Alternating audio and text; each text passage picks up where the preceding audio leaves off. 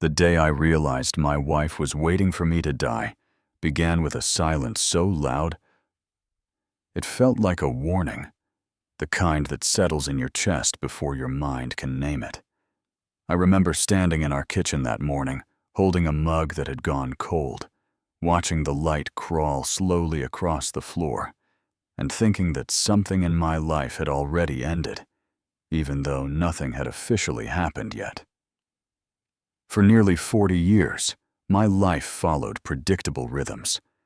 I worked long days, came home tired, ate dinner across from the same woman I had loved since my 20s, and believed that quiet stability meant safety. My wife Eleanor and I were not dramatic people. We did not scream. We did not throw things. We did not threaten divorce. We simply aged. Slowly, silently, together. Or so I thought. In the months before everything unraveled, Eleanor began to change in ways I could not explain, but could not ignore. It started small, almost innocent. She began locking her phone, turning the screen away when I walked by, smiling at messages she refused to share. She used to leave her phone anywhere, on the counter, on the couch, face up like she had nothing to hide. Now, it never left her hand. Even at night, it rested under her pillow like a secret heartbeat. Then came the perfume. For years, she said scents gave her headaches. Suddenly, she wore it again, something expensive and unfamiliar, something that lingered in rooms long after she left. She started dressing differently too, nothing inappropriate, just intentional. Jewelry she had not touched in years, lipstick on days she was supposedly staying home. I told myself it was a phase. People change. Marriage settles. I did not want to be the suspicious husband grasping at shadows. But shadows have weight when they follow you everywhere. There was also him. A man who should never have become a constant presence in my home. He arrived under the banner of family obligation and stayed under the excuse of convenience. He fixed things that were not broken, checked things that did not need checking, showed up when I was not supposed to be there. He always smiled too easily, spoke too comfortably, acted like my house was already familiar territory. Eleanor insisted I was imagining things. She said he was just being helpful. That word, helpful. It echoed in my mind long after she said it. The moment that broke me did not arrive with shouting or discovery or confrontation. It arrived quietly. On a morning when I was looking for my glasses and opened a drawer I had no reason to open. What I found there did not scream betrayal. It whispered it.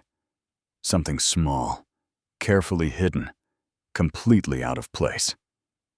An object that did not belong in a marriage that had been untouched for years. An object that told a story Eleanor had never told Mesha. I closed the drawer slowly and sat on the edge of the bed, my heart beating in a way I had not felt since I was young.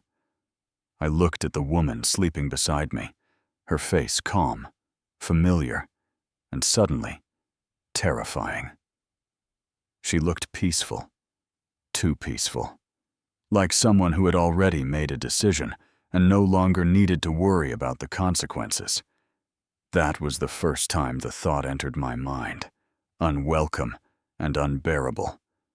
What if I was not just inconvenient? What if I was expendable? Over the following days, everything she did took on a different meaning. Her sudden kindness felt rehearsed. Her concern felt hollow. The way she watched me when she thought I was not looking made my skin crawl. I started noticing how often she asked about my health, my stress, my medication, my plans.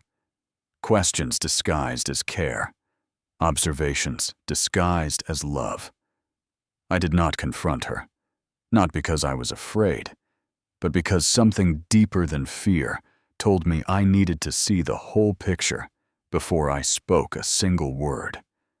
I had spent my life solving problems by staying calm, by watching patterns, by listening more than I talked. Whatever was happening in my house was not an accident. It was a process, and I had the horrifying sense that I was standing at the end of it. That night, lying awake beside her, I understood something with terrifying clarity. Betrayal does not always arrive with cruelty.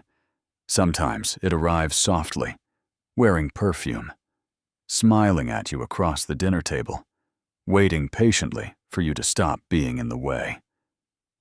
And that was the moment I realized my wife was not just hiding something from me. She was planning a future that did not include me alive. If doubt is a slow poison, then familiarity is the cup it is served in. The man who should never have been in my house did not arrive like an intruder. He arrived like family. He walked through my front door with confidence, not caution, as if he belonged there long before I ever suspected he did. His name was Marcus. He was married to my daughter, and for years I had considered him reliable, polite, and harmless. He knew how to talk to people, how to offer help without being asked, how to make himself useful in ways that earned trust quickly. When small things around the house needed attention, he volunteered. When my wife mentioned errands or repairs, he appeared without delay. At first, I was grateful. As I grew older, accepting help felt reasonable, sensible, normal. But normal has a way of shifting when you stop looking directly at it. Marcus began showing up more often, usually when I was not expected to be home. He had reasons prepared every time. A question about the wiring, a concern about the plumbing, a tool he claimed he had left behind.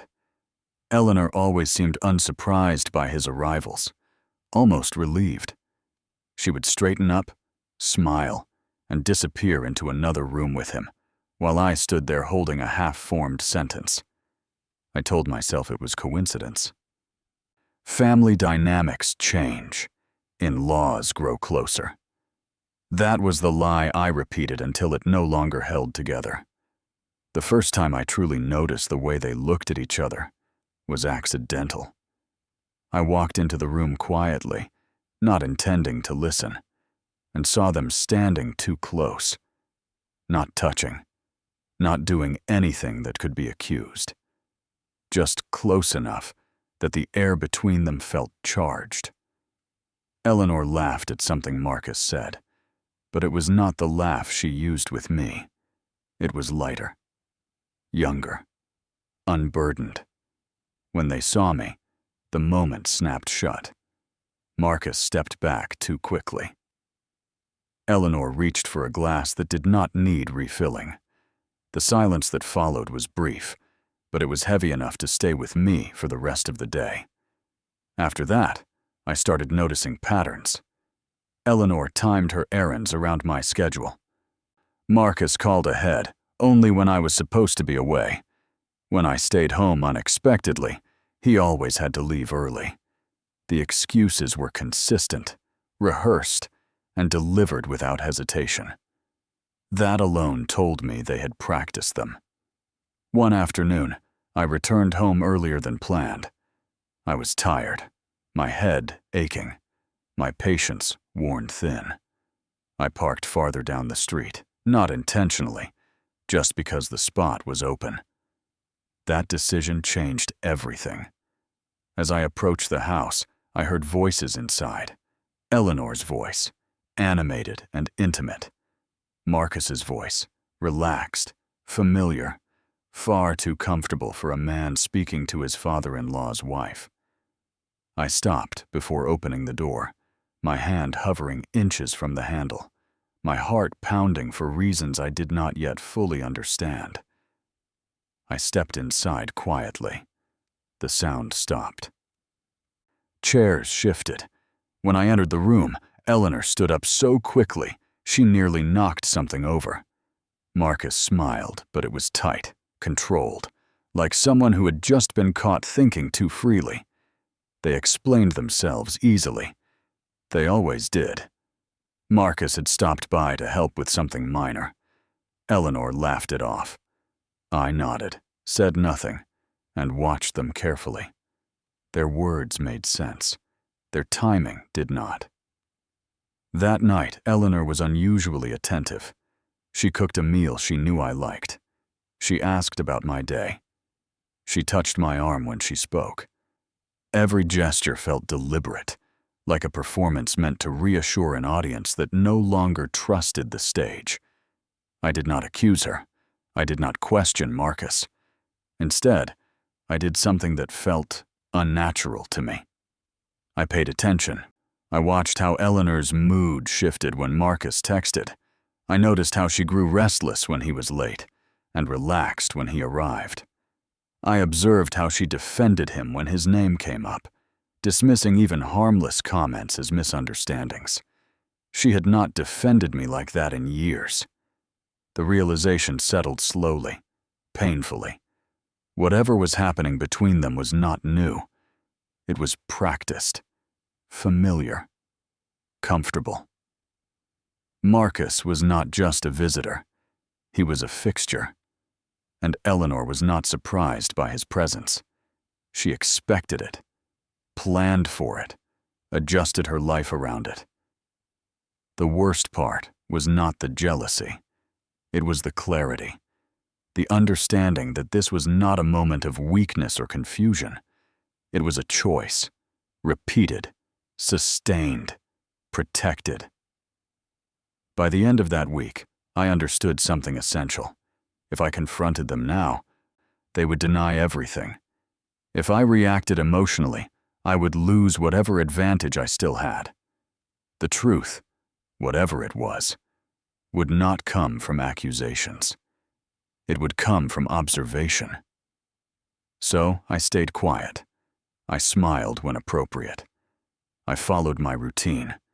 And behind that routine, I began watching the man who should never have been in my house, realizing with growing certainty that he was not just betraying my trust.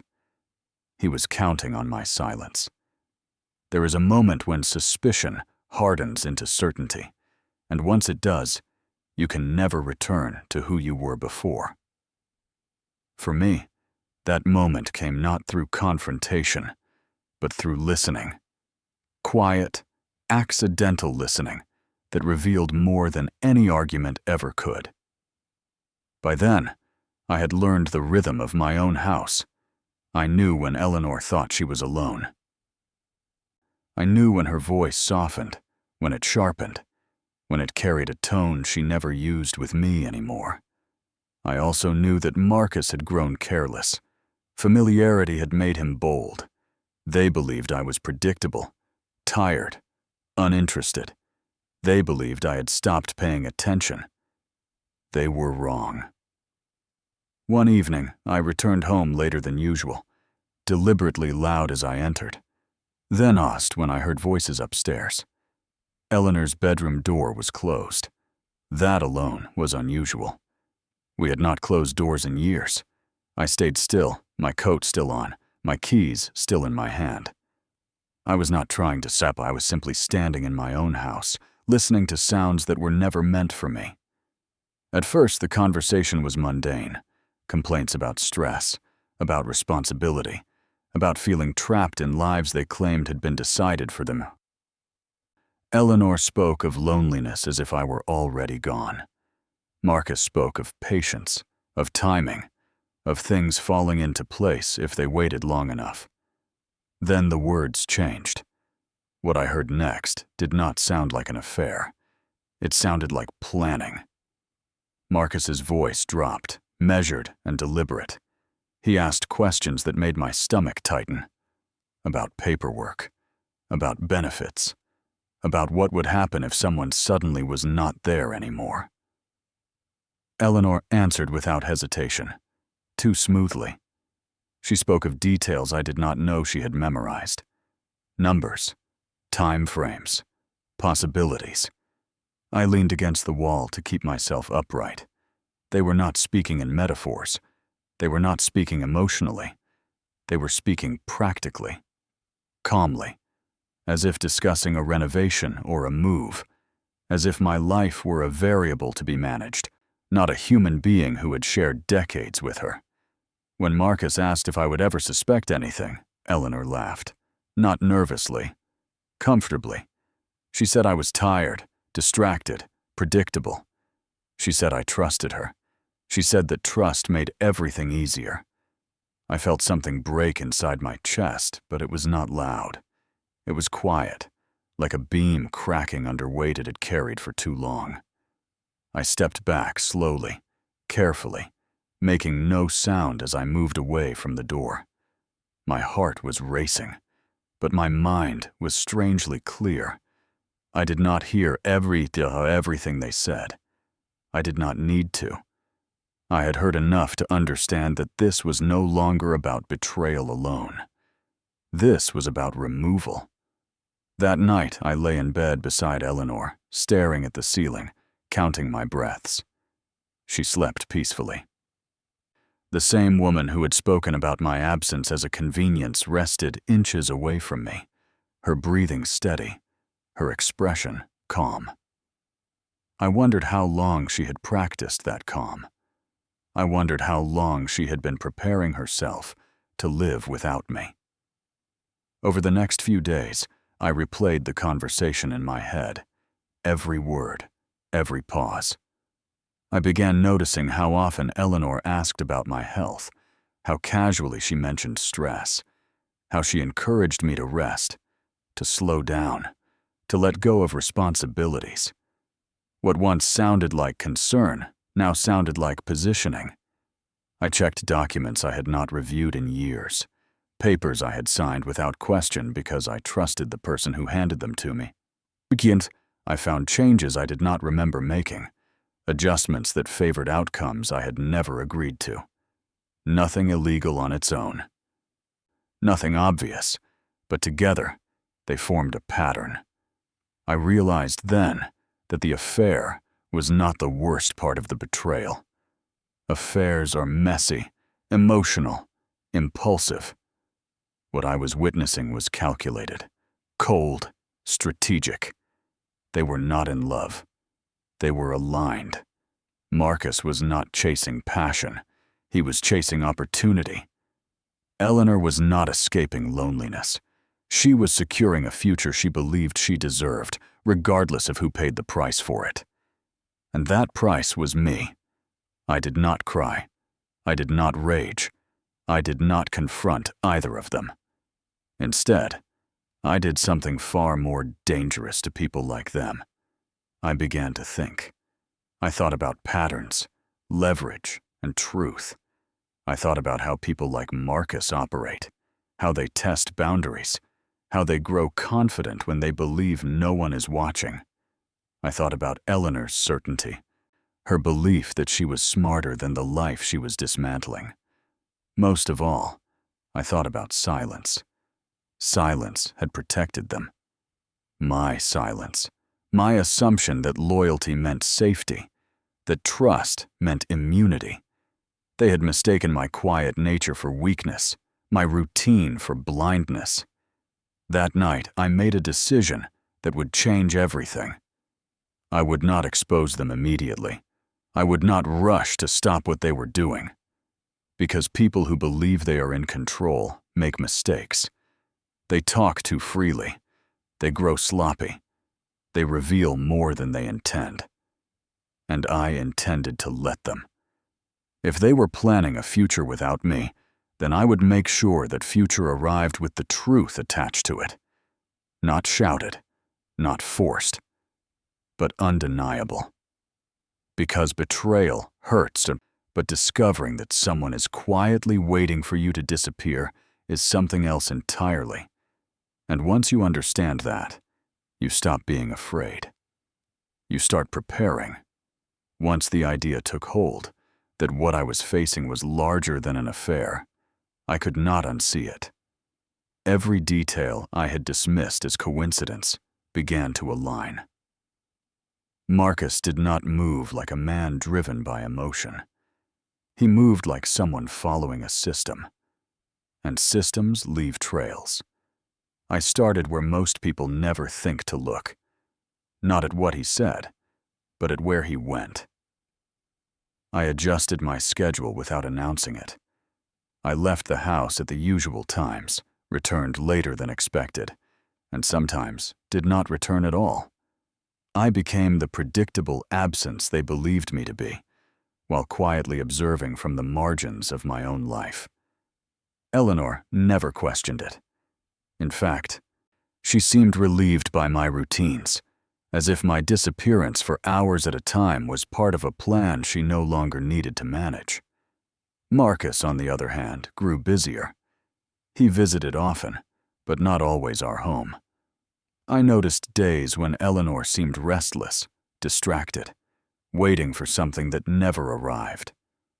On those days, Marcus was elsewhere. I followed him once, then again, careful to keep my distance, careful not to be noticed. What I discovered made my stomach turn.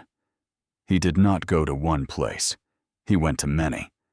Quiet homes, well-kept neighborhoods, places where loneliness lived behind clean windows and trimmed hedges. Each visit followed the same rhythm. He arrived confident. He stayed long enough to be welcomed. When he left, he looked satisfied, unhurried, already moving on to the next stop.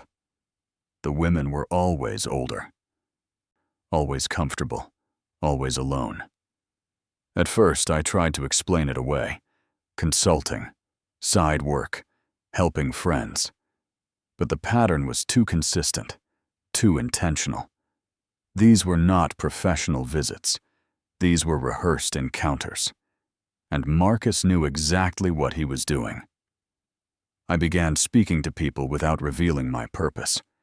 Casual conversations, passing comments, the kind that sound harmless until they are compared. One woman mentioned a kind young man who helped her feel less invisible. Another spoke of a generous helper who promised stability and understanding. Different names, same description, same timing, same charm. It was never love he offered.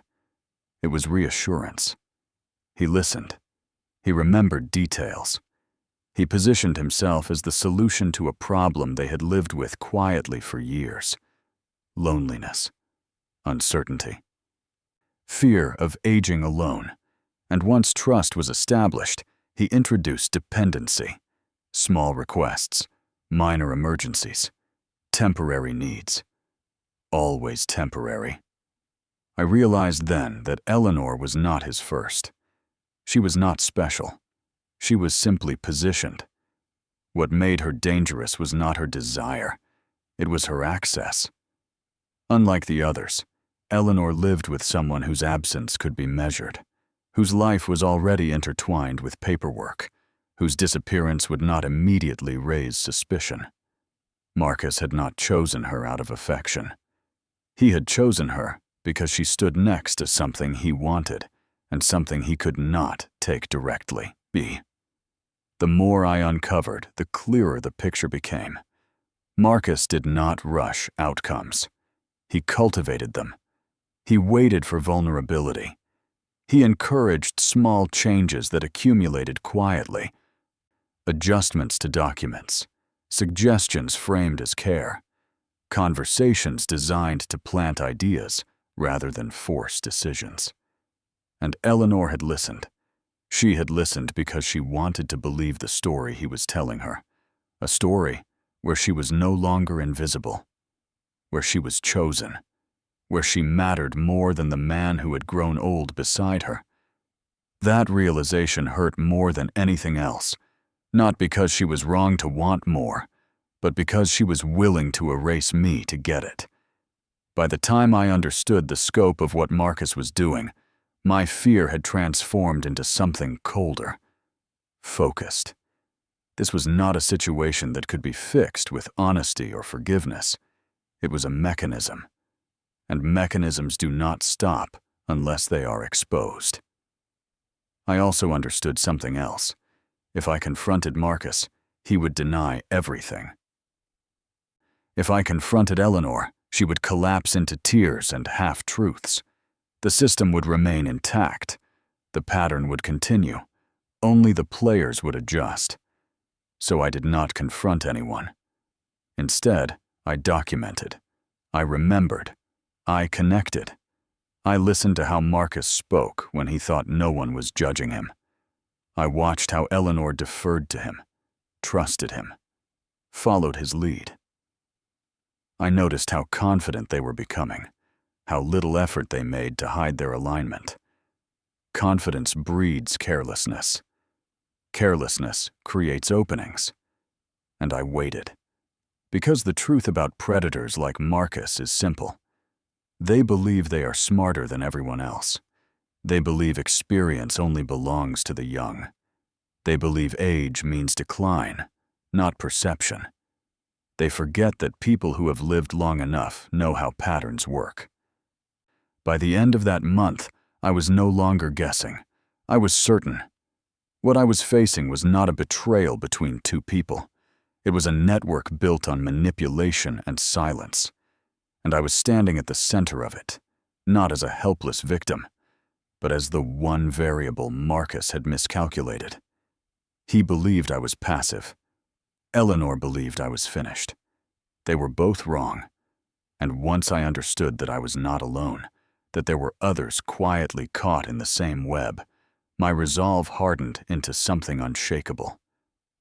This was no longer about saving myself. It was about stopping something that had been allowed to grow, because everyone involved believed no one would ever connect the dots. I intended to prove them wrong. By the time I accepted that what I was facing could not be undone with a conversation, I also understood that whatever came next would change me permanently. There are moments in life when you realize you cannot return to the person you were before the truth arrived. This was one of them. I did not want revenge, not in the way people imagine it. I did not fantasize about shouting matches or dramatic confrontations. What I wanted was certainty. I wanted the truth to stand on its own, without my voice forcing it, without my anger contaminating it. Because anger gives liars something to hide behind. Truth, when revealed correctly, leaves them nowhere to go. The hardest part was accepting that patience would be my greatest weapon. Every instinct told me to act immediately, to protect myself, to expose everything before another day passed. But experience had taught me something younger people often overlook.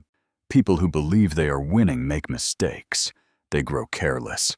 They assume silence means ignorance. And Marcus and Eleanor had both begun to assume exactly that. So I stayed quiet. I continued my routines. I left when I was expected to leave. I returned when I was expected to return. I allowed Eleanor to believe her adjustments had gone unnoticed. I allowed Marcus to believe his confidence was justified. Every small success they thought they achieved made them bolder, less cautious, more open with each other. I started preparing, not physically, but mentally. I reviewed every document that mattered. I memorized timelines. I paid attention to who knew what and when. I thought carefully about who would be present when the truth finally surfaced, because timing, I had learned, was everything. A secret revealed in private can be denied. A secret revealed in front of witnesses becomes permanent. The most painful consideration was my daughter. She loved her husband. She trusted her mother. Whatever happened next would fracture her world in ways I could not soften.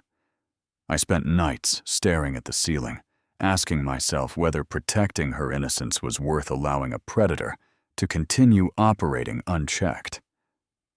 The answer, once it formed, was devastatingly clear. Love does not mean shielding someone from reality forever. Sometimes, it means ensuring they are no longer being lied to. I also understood that if I acted too directly, I would become the villain of the story. An angry husband, a jealous man, a disgruntled obstacle. Marcus would frame it that way, and Eleanor would support that narrative because it was safer than the truth. I needed events to speak louder than my words. So I built a plan around exposure, not confrontation. I focused on moments where people would already be paying attention, situations where presence could not be explained away, where explanations would fail under the weight of evidence and circumstance. I wanted no ambiguity, no room for reinterpretation, no space for manipulation. Every detail mattered. Who would be nearby? Who would arrive first? Who would ask questions? Who would listen? And most importantly, I needed the truth to surface in a way that could not be quietly buried afterward. The plan was not simple, and it was not easy. It required restraint at moments when every part of me wanted to act. It required watching Eleanor laugh, watching Marcus smile, knowing what they believed they were getting away with. It required swallowing my pride and allowing myself to be underestimated. But that underestimation was the point. They believed I was tired. They believed I was distracted. They believed I was clinging to routine because I had nothing else. They did not see preparation. They did not see strategy. They did not see a man who had spent a lifetime solving problems by understanding systems instead of reacting to chaos. The more comfortable they became, the clearer their tells grew. Marcus stopped checking his words. Eleanor stopped guarding her tone. They began speaking as if the future were already decided, as if my presence were temporary. I never corrected them. What they did not understand was that silence is not emptiness, it is space. Space to observe. Space to plan. Space to let people reveal exactly who they are when they believe no one is watching closely. I also made peace with the fact that when the truth finally surfaced, it would hurt everyone involved, including me. There would be no clean ending, no version where someone walked away untouched. Justice is rarely gentle. It is precise, but it is not kind. That acceptance changed everything. Once I stopped hoping for a painless outcome, I was able to focus on a truthful one. I remember the exact moment I committed fully. I was sitting alone in my car, parked on a quiet street, watching lights turn on in houses that looked just like mine, lives that appeared intact from the outside. I realized that Marcus counted on people like me to do nothing, to doubt ourselves, to choose comfort over clarity. I decided then that I would not be that man. The plan did not require me to become someone cruel. It required me to become someone exact, someone who allowed reality to unfold without interference until it reached a point where denial was impossible. And when that moment came, I would not need to raise my voice. I would simply step aside and let the truth walk into the room on its own. Because the most devastating consequence for people who live by manipulation is not punishment. It is exposure, and exposure, once it happens, cannot be undone. By the end of that week, everything was in motion, not visibly, not dramatically, but beneath the surface, pieces were aligning, patterns were tightening, timelines were converging. Marcus and Eleanor believed they were nearing the end of a process. They did not realize they were standing at the beginning of theirs. And I was ready. The moment everything collapsed did not begin with shouting or accusations. It began with expectation. Marcus and Eleanor believed the day would unfold like every other carefully managed moment before it. Predictable, private, contained. That belief was the final mistake. I arrived exactly when I was expected to be elsewhere. That detail mattered more than anything else. The setting was ordinary, intentionally so. A familiar place, one where people came and went without drawing attention. Family routines overlapped with casual visitors.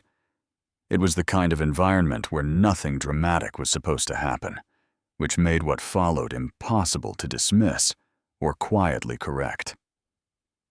When I stepped into the room, I felt the shift before anyone spoke. Conversation slowed. Eyes moved. Eleanor stiffened almost imperceptibly. Marcus looked up, surprised, but not yet alarmed. They both recovered quickly, too quickly, smiling as if nothing were wrong. That smile did not last. What neither of them knew was that they were no longer alone in their version of events. Others were present, some physically, some already aware that something was about to surface. The careful isolation they relied on was gone.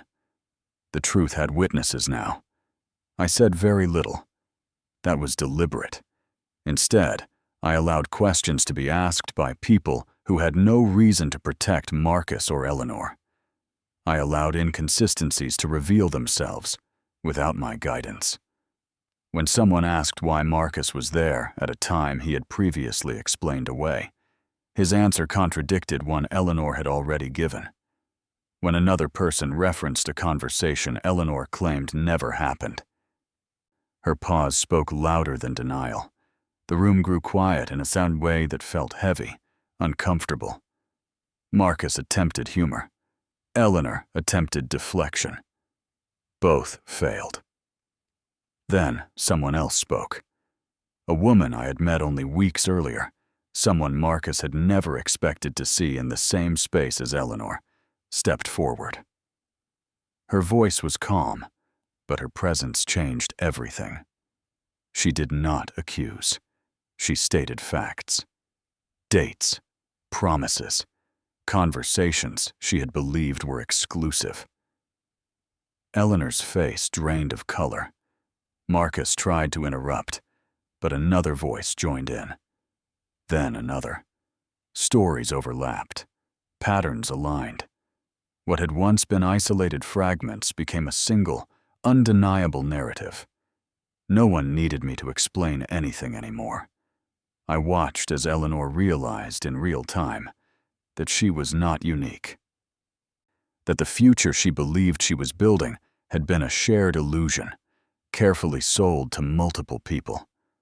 I watched as Marcus understood that the compartments he relied on had merged into one room he could not escape. The silence that followed was devastating. It was not dramatic. No one screamed. No one cried loudly. The weight of understanding pressed down on everyone present, especially my daughter, who stood frozen as pieces of her life rearranged themselves into a shape she did not recognize. Marcus tried once more to speak, but there was nothing left that anyone wanted to hear. Explanations sound hollow when they arrive too late. Eleanor did not defend him. She could not. Doing so would have required admitting what she had already allowed herself to believe. I did not look at either of them. Instead, I focused on my daughter. She did not ask me if it was true. She did not need to. She asked one question only, her voice steady but distant. How long did you all know? No one answered immediately, and that pause was enough. What followed was not chaos. It was consequence. People left quietly. Phones were raised. Conversations began elsewhere, outside the space Marcus and Eleanor had relied on for secrecy. The story did not belong to them anymore. It belonged to everyone who had been lied to, manipulated, underestimated. By the time authorities became involved, the facts were already assembled. Accounts had been compared, documents reviewed, statements recorded. There was no single dramatic arrest, no cinematic moment of justice. Just the slow, methodical unraveling of a carefully constructed lie. Marcus lost control first. His confidence collapsed into panic once he realized charm could not solve this. Eleanor followed soon after, retreating into silence as the weight of her choices settled in. I remained calm, not because I felt victorious, but because something else had taken its place. Relief. The kind that comes when you no longer have to pretend you do not see what is right in front of you. Later, when I was finally alone, I sat in my car and let the reality of it all sink in. The public nature of the collapse had been necessary. Painful, yes, but necessary. Secrets thrive in private. They die in daylight. That day did not end my marriage. It revealed that it had already ended long before. It did not destroy my family. It stripped away the illusion that had been quietly poisoning it. And as devastating as it was to witness everything fall apart so openly, I understood something essential as I watched people walk away carrying the truth with them. What collapsed was not my life. It was the lie that had been living inside it. And once that lie was gone, there was finally room for something honest to begin. The days that followed felt unreal, as if time had slowed to allow everyone involved to absorb what could no longer be denied. Truth, once exposed, does not rush. It settles. It forces people to sit with it, to feel its weight, to confront what they ignored when it was easier not to look. Marcus did not disappear the way he once promised others he would. He stayed exactly where he was, cornered by his own words, surrounded by people who now compared stories instead of guarding secrets. The charm that once protected him worked against him now. Every smooth explanation sounded rehearsed. Every denial contradicted something already documented. The pattern became undeniable. What had first looked like coincidence revealed itself as design. Timelines matched. Conversations overlapped. Financial favors were no longer isolated gestures of kindness, but part of a repeated strategy. Each person who spoke added clarity, not confusion. The picture sharpened with every voice. I watched quietly as professionals took over. Questions were asked without emotion. Answers were recorded without judgment. Marcus struggled when facts replaced feelings. He had built his confidence on emotional leverage, not evidence. And evidence does not respond to persuasion. Eleanor withdrew almost immediately. At first, she tried to explain herself. She spoke of feeling invisible, of wanting something more, of believing she deserved happiness after years of quiet compromise. But as the full scope of Marcus's actions came to light, her words lost their footing. She was forced to confront the uncomfortable truth that she had not been chosen. She had been positioned. That realization broke something in her that no argument ever could. My daughter did not cry the way I expected. She grew still. Watching her process everything was more painful than any accusation that could have been thrown my way. She listened. She asked questions. She took notes. It was as if she instinctively understood that clarity was the only thing that would carry her through. One evening, she sat beside me without speaking for a long time. Then she asked quietly how long I had known. I told her the truth. Not every detail, but enough. I told her when my doubts began, when certainty replaced suspicion, and why I chose silence until exposure became unavoidable.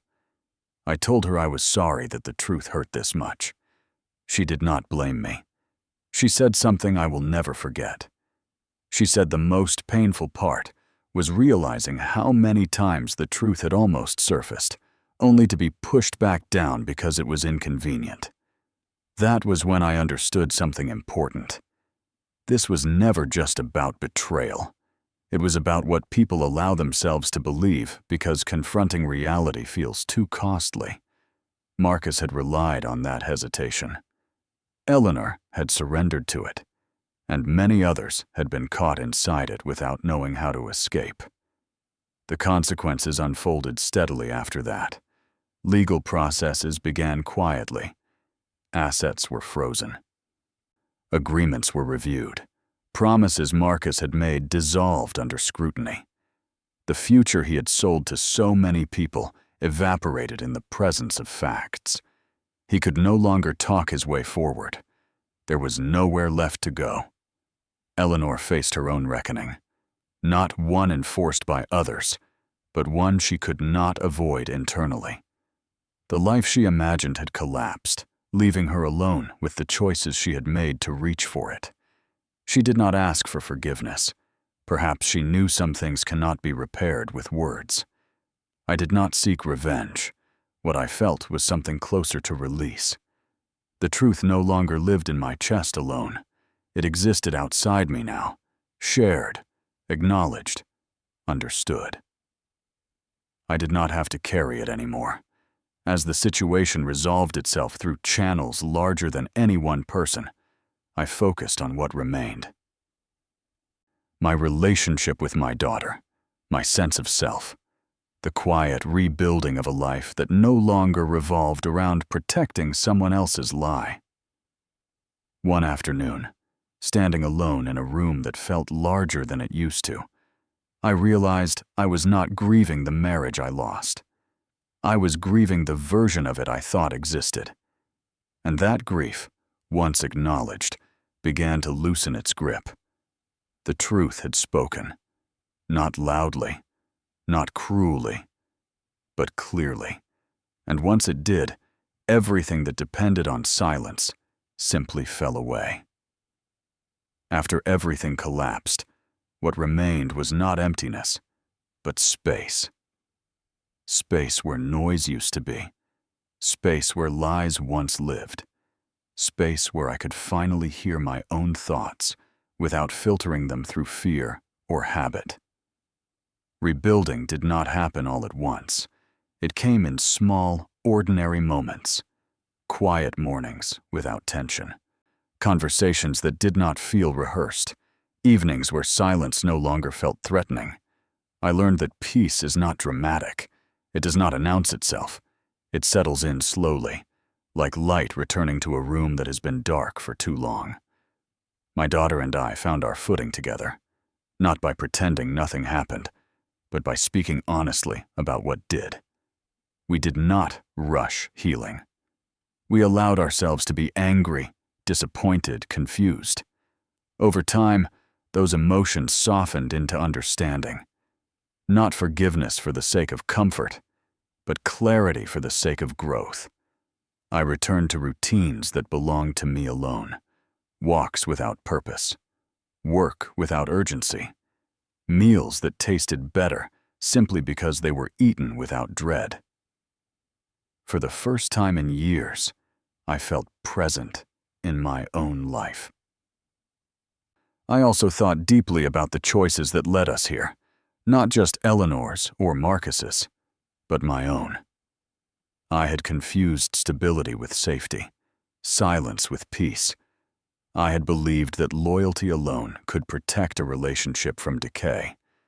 I learned painfully that loyalty without awareness can become permission for betrayal. The lesson of this story is not about revenge. It is about attention. Small secrets matter. Discomfort matters. Patterns matter. When something feels wrong, it usually is. Ignoring that instinct does not preserve harmony. It only delays the cost. I do not believe people betray others overnight. They betray themselves first, slowly, by choosing convenience over honesty, fantasy over responsibility. And when that happens, the damage spreads outward, touching everyone connected to the lie. My personal belief now is simple. Truth does not need drama to be powerful. It only needs daylight. When brought into the open, it does its work without shouting. It separates what is real from what was merely convenient. I did not win anything by losing my marriage.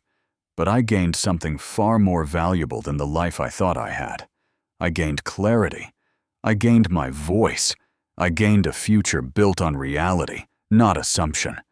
And if there is one thing I know for certain now, it is this: age does not make us weak. It gives us vision. And those who mistake quiet endurance for blindness often learn too late that they were being watched all along.